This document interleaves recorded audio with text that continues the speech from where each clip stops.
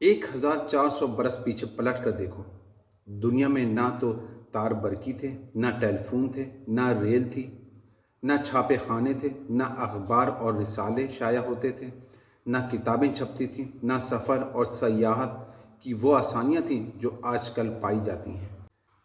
ایک ملک سے دوسرے ملک تک جانے میں مہینوں کی مسافت طے کرنی پڑتی تھی۔ ان حالات میں دنیا کے درمیان عرب کا ملک سب سے الگ تھلگ پڑا ہوا تھا۔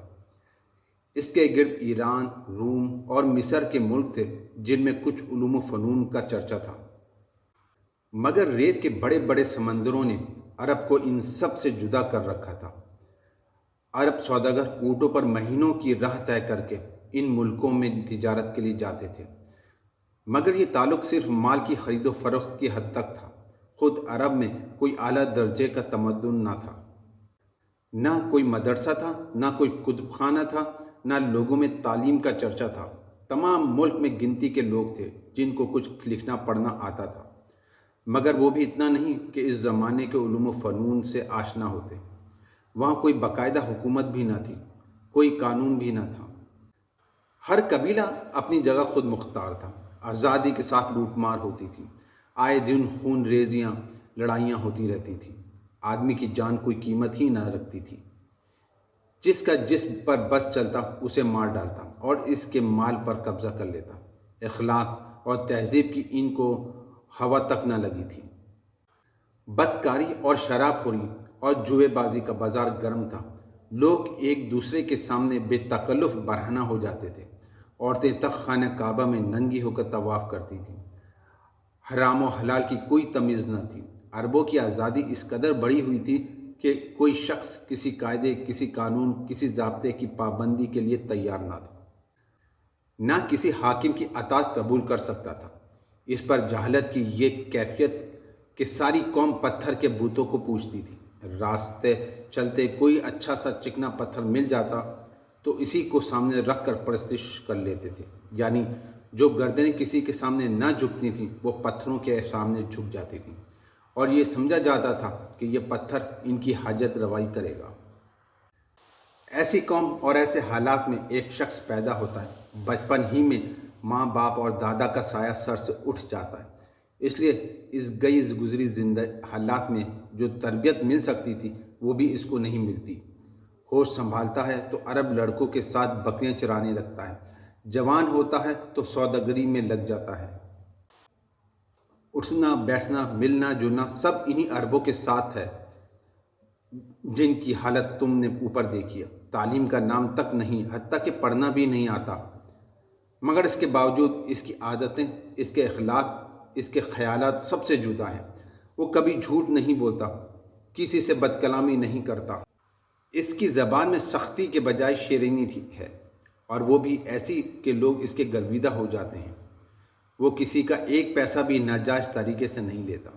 اس کی ایمانداری کا حال یہ ہے کہ لوگ اپنے قیمتی مال اس کے پاس حفاظت کے لیے رکھواتے ہیں، اور وہ ہر ایک کے مال کی حفاظت اپنی جان کی طرح کرتا ہے۔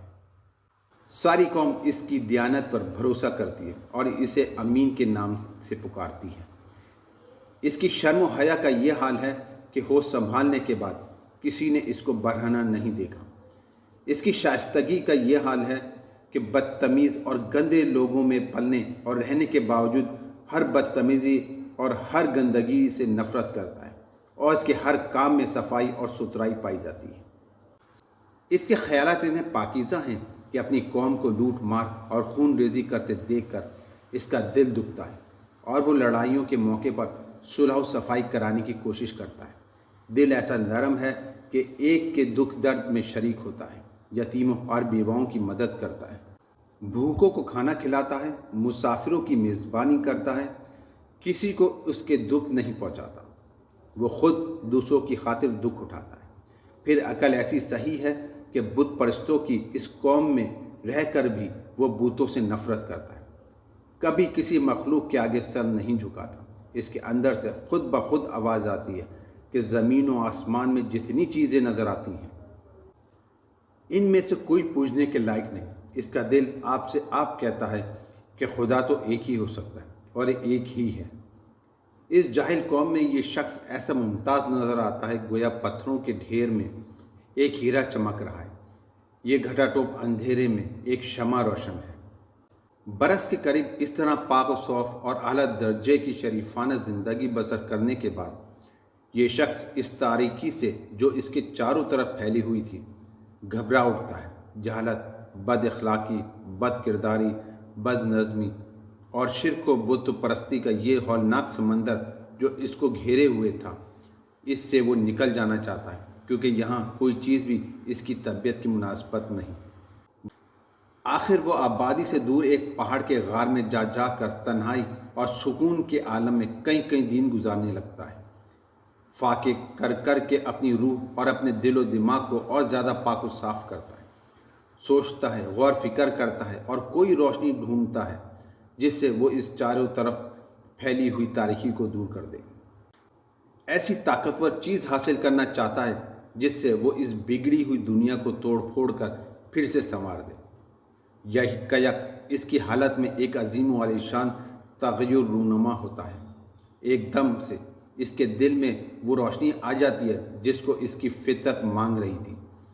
اچانک اس کے اندر وہ طاقت بھر جاتی ہے جس کا ظہور اس سے پہلے کبھی نہ ہوا تھا۔ وہ غار کی تنہائی سے نکل آتا ہے، اپنی قوم کے پاس آتا ہے، اس سے کہتا ہے کہ بت کسی کام کے نہیں، انہیں چھوڑ دو۔ یہ زمین، یہ چاند، یہ سورج، یہ تارے، یہ زمین و آسمان کی ساری قوتیں ایک خدا کی مخلوق ہیں۔ وہی تمہارا پیدا کرنے والا ہے، وہی رزق دینے والا ہے، وہی مارنے اور جلانے والا ہے۔ سب کو چھوڑ کر اس کو پوجو، سب کو چھوڑ کر اسی سے اپنی حاجتیں طلب کرو۔ یہ چوری، یہ لوٹ مار، یہ شراب خوری، یہ جوا، یہ بدکاری، یہ جو تم کرتے ہو سب گناہ ہیں۔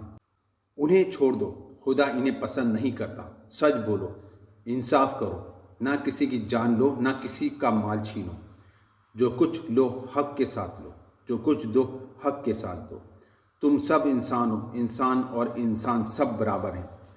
بزرگی اور شرافت انسان کی نسل اور نسب میں نہیں، رنگ و روپ اور مال و دولت میں نہیں، خدا پرستی، نیکی اور پاکیزگی میں ہے۔ جو شخص خدا سے ڈرتا ہے اور نیک اور پاک ہے وہی اعلیٰ درجے کا انسان ہے، اور جو ایسا نہیں وہ کچھ بھی نہیں۔ مرنے کے بعد تم سب کو اپنے خدا کے پاس حاضر ہونا ہے۔ اس عادل حقیقی کے ہاں نہ کوئی سفارش کام آئے گی، نہ رشوت چلے گی، نہ کسی کا نسب پوچھا جائے گا۔ وہاں صرف ایمان اور نیک عمل کی پوچھ ہوگی۔ جس کے پاس یہ سامان ہوگا وہ جنت میں جائے گا، اور جس کے پاس ان میں سے کچھ نہ ہوگا وہ نامراد دوزخ میں ڈالا جائے گا۔ جاہل قوم نے اس نیک انسان کو محض اس قصور میں ستانا شروع کیا کہ وہ ایسی باتیں کو برا کیوں کہتا ہے جو باپ دادا کے وقتوں سے ہوتی چلی آ رہی ہیں، اور ان باتوں کی تعلیم کیوں دیتا ہے جو بزرگوں کے طریقے کے خلاف ہیں۔ اس قصور میں انہوں نے اسے گالیاں دی، پتھر مارے، اس کے لیے جینا مشکل کر دیا، اس کے قتل کی سازشیں کی۔ ایک دن نہیں، 2 دن نہیں، اکٹھے 13 برس تک سخت سے سخت ظلم توڑے، یہاں تک کہ اسے وطن چھوڑنے پر مجبور کر دیا، اور پھر وطن سے نکال بھر کر بھی دم نہ لیا۔ جہاں اس نے پناہ لی تھی وہاں بھی کئی برس تک اس کو پریشان کرتے رہے۔ سب تکلیفیں اس نیک انسان نے کس لیے اٹھائیں؟ صرف اس لیے کہ وہ اپنی قوم کو سیدھا راستہ بتانا چاہتا تھا۔ اس کی قوم اسے بادشاہی دینے کے لیے تیار تھی، دولت کے ڈھیر اس کے قدموں میں ڈالنے پر آمادہ تھی، بشرطیہ وہ اپنی تعلیم سے باز آ جائے، مگر اس نے سب چیزوں کو ٹھکرا دیا اور اپنی بات پر قائم رہا۔